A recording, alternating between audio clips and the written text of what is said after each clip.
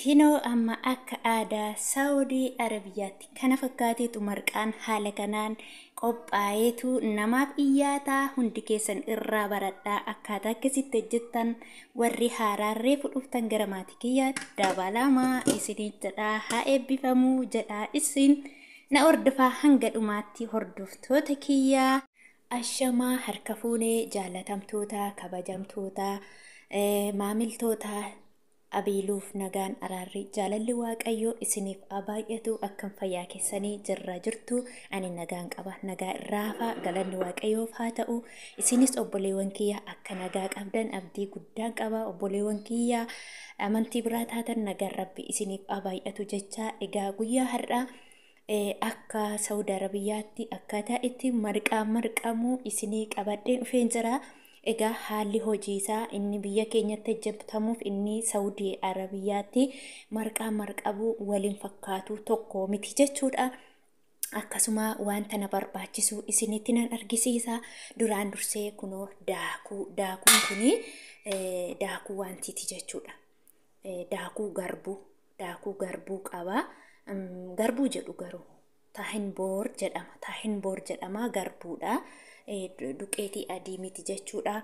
Akkasumas immoo taamira dibsi taamirii ta'ee taamira firee isaa keessaa ba'ee jechuudha. Kunoo kana fakkaata taamirichi kana fakkaata jechuudha. Akka kanaatti bitama.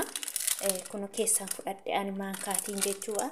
Maankaatiin irraa fudhadhe hagana ga'u jechuudha. Kunoo kana fakkaata.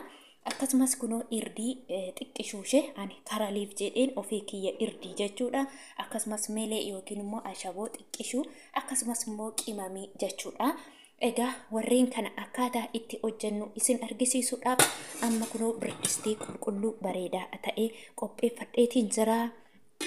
Akkasumas immoo kunoo bishaan ho'ifadhee kaawwadheen jira. Waliin deemna na hordofa akkaataa isaa waliin deemna. Amma gaa kunoo daariktuma jechuudha. Birdistii kiyya irra kaawwadheetiin jira. Ergani birdistii kiyya irra kaawwadheeti wanta ana barbaachisu zayitii xiqqooshee itti naqadha jechuudha. Zayitii xiqqooshee kunoo zayitii itti naqadheera maaliif akka wal naa gadhiisutti jechuudha. Zayitii xiqqishuu itti naqadha. Daariktuma akkani zayitii itti naqadheen immoo bishaan ho'aa danfifadhee kaawwadheen itti naqaa jechuudha. Bishaan hanga ho'ifadhee kaawwadhee itti naqe ala tuuluma jechuudha. Daddafeetumanii itti naqadha. Asumaan kunoo qimaaqimii kiyyaa kananii ashaboo fi irdii kanallee daariktuma itti naqaa jechuudha. Piroosesiin qabu maaliif anqulaalla'ii maalii hin qabu jechuudha.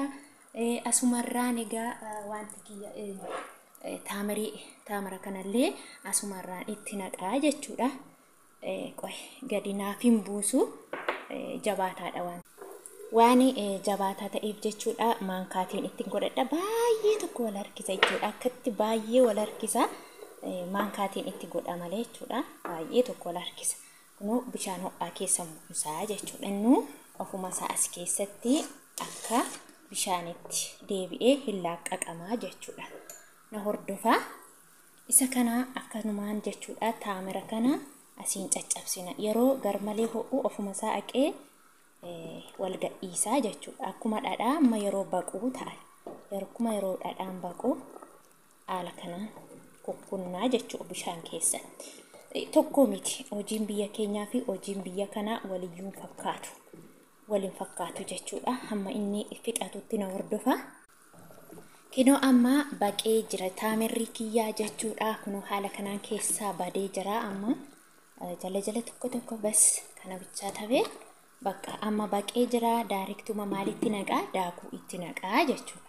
Amma daakuu kiyyaa itti naqa. Dursa garuu osoo daakuu itti naqin abiddasaa itti gassara. Ashaan akka guraangurxii yookiin immoo waliin qabanneef ibiddasaa akka duraarra xinnoo ni qannastu jechuudha. Erga qannastanii kunoo daakuu koo kallattumaan itti naqaa maaliif xiqqoo na ibaa harki kiyya tokko waan ta'eef jechuudha.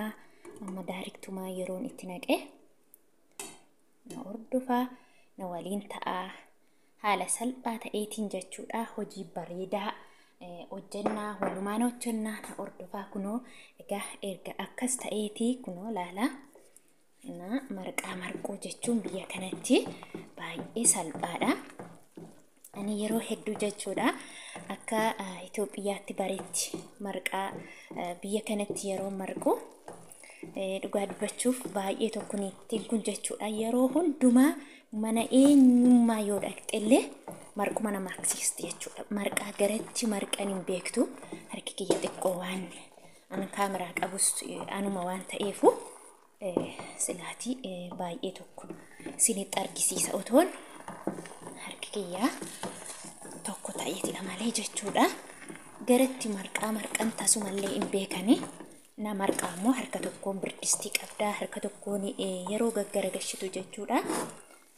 Baay'ee bareedaa ni ta'a harka koo tokko ta'e. No amma haala kanaan jechuudha akkasitti wal keessa godhee bareechee jira maaliif kaameraa lafa kaa'een jechuudha. Kaameraa lafa kaa'ee tosheetaniin wal keessa make maaliif nama naa qabutu hin jiru yoo namni sii qabe malee gaggargashitee toshitee haala kanaan totochoosuuni baay'ee nama dhibaa harka tokko ግን harka lamaan immoo baay'ee tokko namatti tola jechuudha gaggargashuuni. Egaa akkas gootanii jechuudha kunoo akkasittiin bishaachuudhaaf dirqama bishaan bukkee isaarraan itti dabaltu. Keessan naqxanii bukkeerraan akkasitti bishaan kunoo akkasitti erga bishaan itti naqxanii jechuudha gidduusaa akkaataa kanaan jechuudha gidduu isheetti bishaan moo wal keessa goototu taane bishaan akka jala darbu akkasitti akka bishaan jala darbu totochoostotoon taane akkasitti bakkatti laattuu jechuudha. Akkas gootanii qadaaddu. Akkasitti affantanii jechuudha asiidaa yookiin immoo akka biyya kanaa asiidaa jedhama akka biyya keenya marqaa akkasittiin qadaaddu jechuudha. Akkasitti qadaaddanii haga inni mokokki jedhee baay'ee tokko jechuudha. Mokokki jedha asirra yeroo inni mokokki jedhu ammas isin argisiisa maarraa akka ga'e. No amma bishaan itti naqeeraa daariiktuma jechuudha silkitanii akka inni itti mokokki jedhee yeroo bishaan itti naqxan jechuudha. Bishaan isaa kunoo akkasittiin haala kanaan isinni mokokki erga jedhee baay'ee laafetti isin immoo maal gootu tochooftu jechuudha. Akkasitti toshitanii waliin maktu. Ana haala bareedaa ta'een wanti ta'a.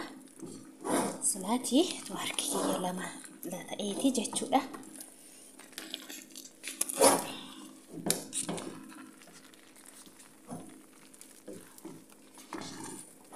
Akkasitti gaggargashitanii toshitanii jechuudha wal keessa maktu. Anamma kaameraa lafa kaa'ee jechuudha. Yeroo wal keessa goggodhu haala ajaa'ibaatiin wal harkisee marqaan dirqama adda cituu hin qabu ciccitaa ta'uu hin qabu jechuudha. Yeroo bilcheessitan haala kanaan akkasitti gaggargashitanii hanjala ol gubbaarra hangubbaa immoo ol jala keessa gootanii haala akkasittiin gilbit gootu jechuudha. Argitanii akkasittiin amma itti qadaaddu akkasittiin jechuudha. Fuulduratti duubatti gootanii marquu qaba.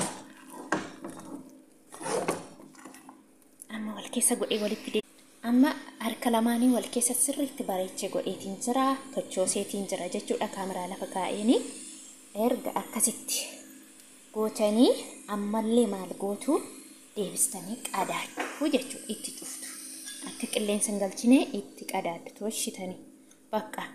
Amma walitti deebinaa uumasaa walumaan ilaallaa hordoftoota kiyyaa hin dagatinaa sin laayikii fi sheerii sabskiraaybii keessan akka hin daganne isinii jedha. Baay'ee isin jaaladha. Na wajjiniin ta'a turtiin keessan hanga dhumaa ana wajjinaa ta'u.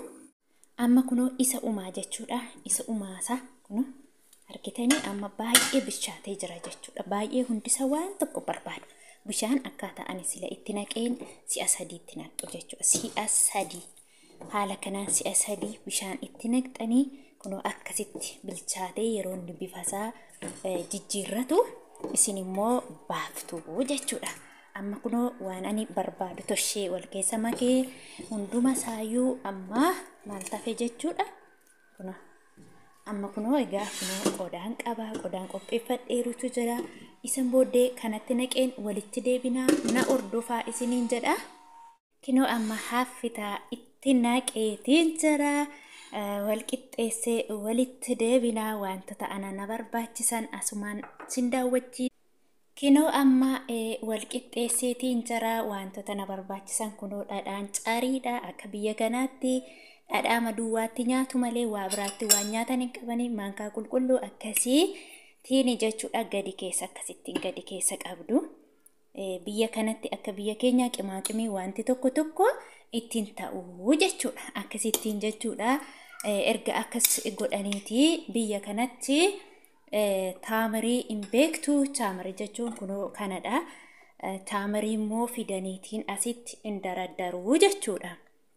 Egaa akka kaalcherii yookiin immoo akkaataa aadaa biyya kanaatti kunoo akkasitti taamirri itti ta'ameetu yoo dubartiin deesse akkasumas astoraaha yoo deeman akkasumas bakka warra xiqqoo umuriin deddeeme gurguddoota ta'antu nyaataa jechuudha. Akkasitti nyaatu haala kanaan qopheesseetiin jira. Hundumti keessanillee akka jaallachan abdiin qaba warri hin beeknellee akka baratanii. Asumaan egaa kunoo darsiina kan jedhamu jechuudha. Darsiina yookiin immoo daakuu qarafaa. Daakuu qarafaa xiqqooshii akkasitti godhamaa jechuudha. Akka aadaa biyya Saa'udii Arabiyaatti. Kunoo akkasittiin hojjetamaa. Isinis akka itti gammaddan abdiin qaba. Filfila sooti yookiin immoo qunda barbareellee ni ta'ama jechuudha. Akka biyya kanaatti haala kanaan qopheessu hundumti keessanillee laayikii, sheerii, sabiskiraayibii godhaa. Baay'ee namatti tola, baay'ee bareedaadha. Haa eebbifamu jedha. Isin immoo laayikii keessan hin irraanfatinaa kunoo akkasittiin dhiyeessu jechuudha. Biyya Saa'udiitti aadaan marqaa kana fakkaata. Laayikii hin dagatinaa. Chaaw lafa gaarii.